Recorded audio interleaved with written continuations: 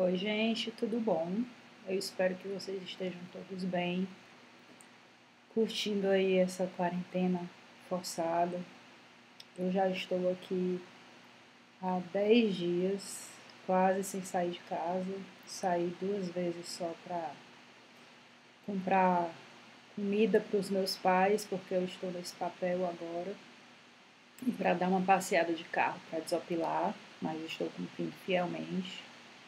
Espero cumprir mais, estou bem preocupada com essa situação, mas espero também poder revê-los em breve, né? Principalmente nessas nossas aulas que são muito importantes para que a gente esteja juntos, porque exige um pouco de prática também.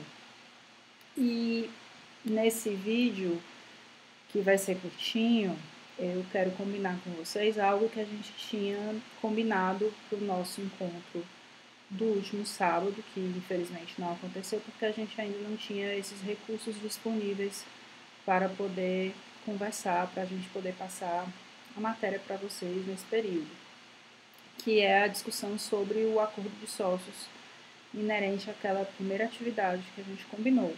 Então, eu queria pedir a vocês que isso seja o nosso primeiro trabalho no período, já era rigor para eu receber no sábado passado, que seria o nosso encontro presencial, mas eu vou pedir para que vocês me enviem, tá certo? Por e-mail, é juliana@abvadvogados.com.br, eu vou colocar no portal também, mas que vocês, mesmo em grupos, me enviem, ou individualmente, se ficar inviável, esse documento que a gente tratou em sala de aula. Mas eu vou antecipar aqui como seria a solução, vocês, considero eu, já tenham feito, basta que vocês digitem ou escaneiem o que já fizeram e encaminhem para mim que eu vou ficar satisfeita. Sobre aquela situação que a gente conversou da sociedade do Aloysio e da Juliana, eu inclusive deixei aqui para a gente lembrar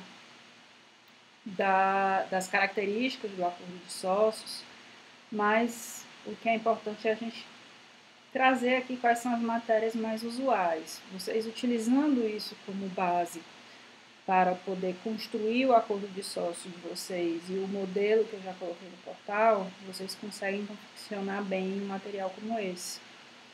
Então, na situação que a gente colocou, o que penso eu, a título de sugestão, seria importante de constar no acordo seria, primeiro, as questões, aquelas cláusulas inerentes à restrição de venda de ação. Eu certamente incluiria uma restrição durante um determinado período, como a ideia é de que seja uma startup só se tiver muito sucesso, muita sorte, em menos de 5 anos, faz sucesso e dá resultado rapidamente, principalmente pelo volume que a gente tem tido de novas startups, novas empresas por aí. Então, o ideal seria inserir, para proteger os interesses da Juliana principalmente, uma restrição, um bloqueio à saída do Aloysio da sociedade, né? Mas, em paralelo a essa restrição à venda, seria interessante para se inserir aí também, preservando os interesses da Juliana, uma cláusulazinha de drag along. Porque, como a gente viu aqui, o drag along estabelece a obrigação de venda. Então, a Juliana, como é uma mera investidora, diferente do Aloysio, que vai estar trabalhando em algo que ele conhece, quem sabe a aposta da vida dele,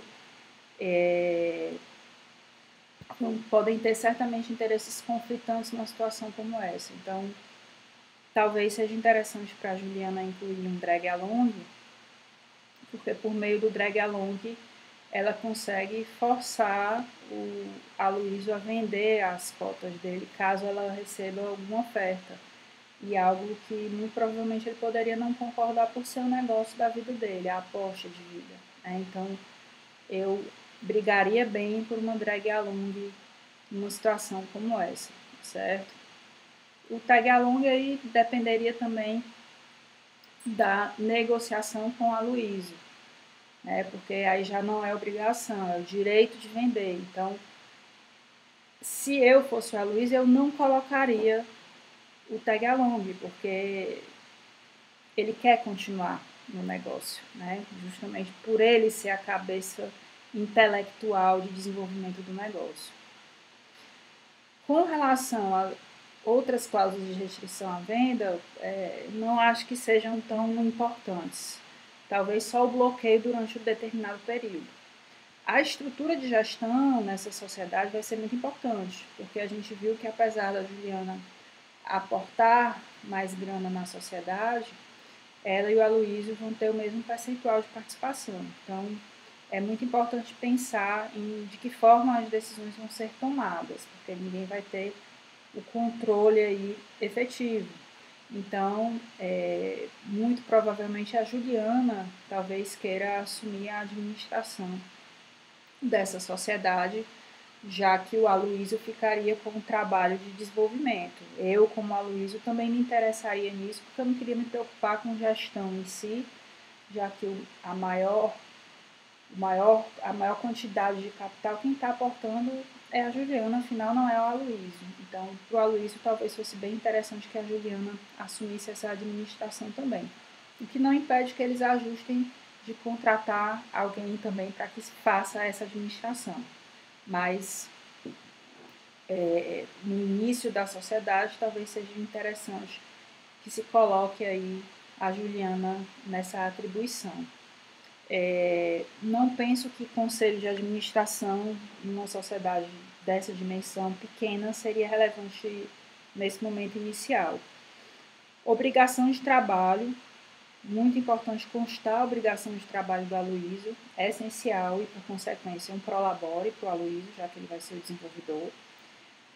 Distribuição de lucros, eu não sei se vocês chegaram a pensar nisso, talvez a Juliana tenha interesse em reivindicar inicialmente uma distribuição de lucros maior, mesmo ela tendo o mesmo percentual de participação do Aloysio, na limitada, se é possível, haver a distribuição desproporcional de lucros, já que ela está colocando mais grana e está assumindo também uma obrigação de contrair um empréstimo. Né? Então, é importante se pensar sobre essa questão de distribuição, se já vai se definir aí no acordo de sócios por um determinado período, quem sabe o primeiro ano ou os 2 primeiros anos, que a Juliana receba uma distribuição desproporcional. Ou condicionar de acordo com quem contribuiu mais para fechar um determinado negócio. Isso é possível também. Ingresso de herdeiros na gestão, né? Ninguém tem informações sobre isso. Talvez uma simples cláusula já vedando e deixando para que se defina depois, caso a sociedade vá à frente. Contratação com partes relacionadas, também a depender da conversa. Sociedade pequena, pode ser que ainda não exista tanta preocupação com isso. Condições para aumento de capital é algo muito importante aqui para preservar os interesses do Aloysio, porque a Juliana tem grana, a Aloysio não tem.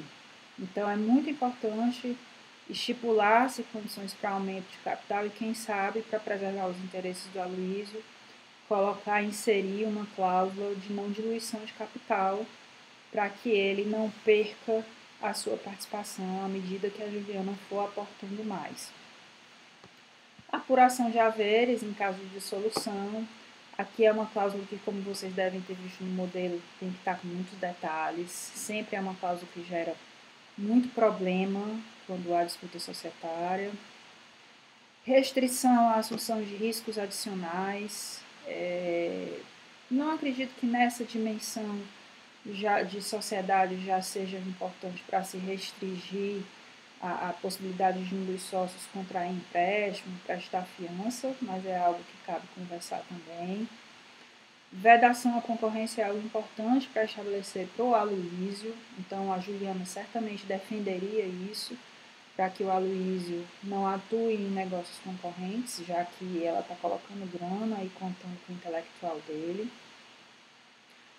Condições para a utilização de bens sociais ainda irrelevantes à sociedade que está começando, pode-se deixar para um segundo ajuste, para que o acordo fique mais simples. À medida que o tempo passa, muitas vezes um dos sócios resolve comprar um veículo, comprar bens, coloca em nome da sociedade, porque condições de financiamento são melhores para a pessoa jurídica. Então, isso é algo que pode ser pensado também. Regulação de empréstimos de e para a sociedade. Aqui vai ser importante porque a Juliana se comprometeu a contrair um empréstimo. Então, é importante deliberar de que forma vai ser isso e como a sociedade vai pagar. Para isso, tem que ser firmado um contrato de mútuo entre a sociedade e a Juliana, para que a sociedade assuma a obrigação. Então, de repente, aqui nessa cláusula já se inserir a obrigação da Juliana contrair um empréstimo, sinalizar que vai ser firmado um contrato de mútuo e, quem sabe, já sinalizar em que condições esse valor vai ser pago, a Juliana. Vedação à constituição de garantias sobre as cotas ações. É muito comum essa cláusula se inserir que os sócios não podem oferecer essas cotas em garantia. Programas de reestruturação societária, nesse caso, seria algo irrelevante no momento, mas é algo que se pensa, por exemplo, em caso de fusão, aquisição, ou outras modalidades de alteração na estrutura da sociedade, se isso vai poder ser feito, o que depende de aprovação, dentre outras situações. O sigilo, como a gente viu na nossa última aula, algo importante a depender do negócio, talvez a Juliana não queira que ninguém saiba o empréstimo que ela vai contrair, ou alguma situação relacionada à condição dela na sociedade. A Luísa talvez não seja relevante, mas há de se analisar, talvez nesse acordo de sócios incluir uma cláusula de sigilo, principalmente com relação aos aplicativos, aos programas que vão ser desenvolvidos. E a cláusula arbitral, muito importante, né? Não sei se vocês ouviram falar, ouviram que eu acho que eu convidei alguns de vocês para aquela palestra que foi cancelada do professor Fábio Ulloa, para que se crie uma vara própria de conflitos empresariais, inclusive disputas decorrentes de interpretação de cláusula arbitral, por exemplo, aqui em Fortaleza. E é uma cláusula que a gente tem recorrido bem, claro, o ideal é colocar aqui uma Câmara de Arbitragem do Ceará para que isso não seja oneroso demais para a sociedade, já que é uma sociedade que vai correr aqui e está começando agora. Então, são as minhas sugestões, fiquem à vontade, pensem também nisso e me mandem, porque isso, como eu já tinha falado, vai compor a nota de vocês e agora vocês podem me mandar por e-mail para que eu já registre, já corrija, já faça os meus comentários para a gente concluir essa sociedade, certo? Essa atividade. Abraço para vocês.